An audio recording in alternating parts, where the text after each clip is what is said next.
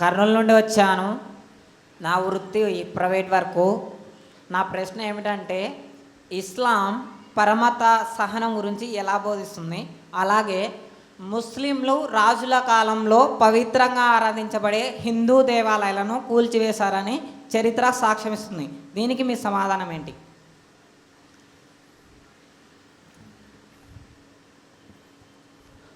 అస్సలాము అలైకుం. సోదరుడు మళ్ళీ అడిగినటువంటి ప్రశ్న ఏమిటి అంటే, ఇస్లాం మన భారతదేశంలో ముస్లిం రాజులు పరిపాలించేటటువంటి సమయంలో హిందువులు పవిత్రంగా భావించేటటువంటి దేవాలయాలను ధ్వంసం చేశారని సోదరుడు అడిగారు. అదేవిధంగా పరమత సహనం గురించి ఇస్లాంలో ఏముంది అని కూడా అడిగారనమాట. సోదరు మహాశివులారా, మరి నేను నా యొక్క ప్రసంగంలోని history of India as told by its own historians అనేటటువంటి ప్రాఖ్యాతిగాంచినటువంటి చరిత్ర గ్రంథము, అందులో ముస్లిం పరిపాలన కాలములో ముస్లిం రాజులు హిందూ దేవాలయాలను ధ్వంసం చేశారని, ఇలాంటి అనేక అపోహలు కల్పించబడడానికి కారణము బ్రిటిష్ రచయితల హస్తం ఉంది అనే విషయాన్ని నేను తెలియజేశాను. అయితే దీనికి సంబంధించి కొంతమందికి కొన్ని అపోహలు ఉన్నాయి. ఉదాహరణకి ఔరంగజేబు మందిరాలను ధ్వంసం చేశాడు అనేటటువంటి ఒక అపోహ ఉందన్నమాట. దీనికి సంబంధించి చూసినట్లయితే ఔరంగజేబు యొక్క జీవితంలో ఆయన ఒక మందిరాన్ని కూల్చేశాడు, ఒక మసీదుని కూడా కూల్చేశాడు. కానీ మందిరాన్ని మసీదుని ఎందుకు ధ్వంసం చేశాడు అన్న విషయాన్ని మనం చూసినట్లయితే, ఔరంగజేబు ఆయన తన సైన్య సమేతంగా బెంగాల్ వెళ్ళేటటువంటి సందర్భంలో వారణాసిలో ఆగడం జరుగుతుంది. ఎందుకంటే ఆ యొక్క ఔరంగజేబుతో పాటు రాజులు, వారి యొక్క రాణులు కూడా ఉన్నారు. వారు అనుమతి అడిగారు అనమాట. బెంగాల్ వెళ్తుంటే మధ్యలో ఔరంగజేబుని అనుమతి అడగడం జరుగుతుంది. అయ్యా, మీరు మాకు అవకాశం ఇచ్చినట్లయితే ఇక్కడ గంగలో మేము పవిత్ర స్నానం చేసి అక్కడ విశ్వనాథ మందిరానికి వెళ్ళి మేము దర్శనం చేసుకుంటామని అనుమతి కోరినప్పుడు ఆయన అనుమతి ఇస్తారు. అప్పుడు రాణులు పల్లకిలో బయలుదేరుతారు. వారందరూ కూడా గంగలో మునిగి విశ్వనాథుని దర్శించుకొని అందరూ కూడా వచ్చేస్తారు. కానీ కచ్ ప్రాంతానికి చెందినటువంటి ఒక రాణి కనబడదు.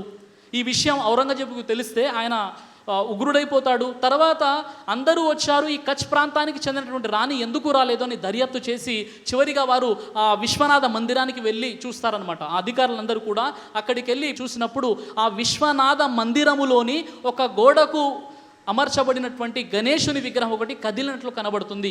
వారికి అనుమానం వచ్చి ఆ గణేశుని విగ్రహాన్ని పక్కకు జరపగానే అందులో ఒక పెద్ద సొరంగం ఉంటుంది, మెట్లు ఉంటాయి. వారు దిగి అందులో చూసినప్పుడు ఆ యొక్క మహారాణి యొక్క శీల అపహరణ జరిగింది. ఆమె వివస్త్రగా అక్కడ కనబడుతుంది. వారు నిర్ఘాంతపోయి ఆశ్చర్యపోయి ఈ విషయాన్ని ఔరంగజేబుకు తెలియజేయడం జరిగింది. అప్పుడు ఆయన ఏం చేశారంటే, మరి పవిత్రమైనటువంటి ప్రదేశాన్ని వీరు పాడు చేశారు అనేటటువంటి ఆలోచనతో ఆ విగ్రహాలను వేరే ప్రాంతానికి పంపించి ఆ విశ్వనాథ మందిరాన్ని కూల్చివేయడం జరుగుతుందన్నమాట. ఇది ఒకే ఒక సంఘటన ఔరంగజేబు జీవితంలో మనకు కనబడుతుంది.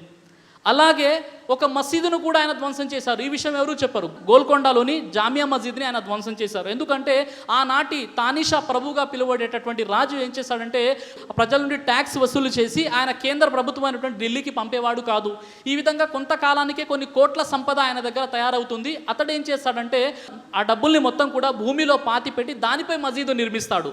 ఈ విషయం ఔరంగజేబుకు తెలిసి ఆ మసీదుని పడగొట్టి ఆ డబ్బుని పేద ప్రజల అవసరాల కోసం ఇచ్చాడనమాట. ఇది సంఘటన. ఈ విధంగా మరి ఒక మసీదుని, ఒక మందిరాన్ని ఔరంగజేబు కూల్చేశాడు. కానీ దాని వెనక ఒక బలమైనటువంటి కారణం ఉంది. 1930 యంగ్ ఇండియా 13వ పత్రికలో మహాత్మా గాంధీ వారు ఏమంటారంటే, టీపుల్ సుల్తాన్ని ఒక ఉగ్రవాదిగా బ్రిటిష్ వాళ్ళు పాశ్చాత్య నాగరికత సృష్టించింది. వాస్తవానికి టీపుల్ సుల్తాన్ ఎవరైతే ఉన్నారో, మైసూరు పులి ఫతా అలీ టీపుల్ సుల్తాన్ హిందువులతో సత్సంబంధాలు, చాలా మంచి సంబంధాలు ఉండేవి. జగద్గురు శంకరాచార్య వారితో కూడా ఆయనకు మంచి సంబంధాలు ఉండేవి. అదేవిధంగా ఆయన యొక్క రాయబారులు, ఆయన దగ్గరి సంబంధులంతా కూడా హిందువులు అనే విషయాన్ని మహాత్మా గాంధీ వారు చెప్పారు. అయితే ఒక విషయం, మరి ఇస్లాంలో పరమత సహనము ఉంది అంటే, ఖురాన్లోని సూరా అల్ అనామ్ 108వ వచనాన్ని మనం చూసినట్లయితే, వలా తసబ్బుల్లదీన యదూన మిన్ దునిల్లా, ముస్లింలకు ఆజ్ఞాపించడం జరిగింది. ఓ ముస్లింలారా, ముస్లిమేతరులు హిందువులు ఆరాధించేటటువంటి విగ్రహాలను మీరు దూషించకండి అని అల్లాహ్ సుబ్హానహు వ తఆలా కండిషన్ పెట్టాడు. ఇంతకంటే మించిన పరమత సహనం ఏముంటుంది? ప్రవక్త ముహమ్మద్ సల్లల్లాహు అలైహి వసల్లం వారి కాలంలో ఆయన మక్కా నుండి మదీనాకు వెళ్ళిపోయిన తర్వాత కరువు ఏర్పడింది. అక్కడ తినడానికి ఆహారం లేదు, చిన్న పిల్లలు సైతం ఆకలికి అలమటిస్తున్నారు. ఆ సందర్భంలో ఇస్లాం ధర్మానికి బద్ధ శత్రువులైనటువంటి అబూ సుఫియాన్, సఫాన్ బిన్ ఉమయ్య అనేటటువంటి ఇస్లాం ధర్మానికి బద్ధ శత్రువులకి ప్రవక్త ముహమ్మద్ సల్లల్లాహు అలైహి వసల్లం వారు ఆనాటి 500 దిర్హముల్ని అవసరార్థుల్లో పంచండి అని ప్రవక్త ముహమ్మద్ సల్లల్లాహు అలైహి వసల్లం పంపించారు. ఇంతకంటే మించిన పరమత సహనం ఏముంటుంది సోదరులారా? కాబట్టి ఇస్లాంలో సమస్త మానవాళి ఒకే జంట సంతాన పరస్పరం సహోదరులు. కాబట్టి ఇస్లాం పరమత సహనాన్ని బోధిస్తుంది. ఖురాన్లో అనేక విషయాలు, అనేక ఆయతులు మీకు ఈ విషయం కనబడుతుంది. కాబట్టి ఒకసారి ఖురాన్ చదువుతారని ఆశిస్తున్నాను. జజాకల్లాహ్ ఖైర్.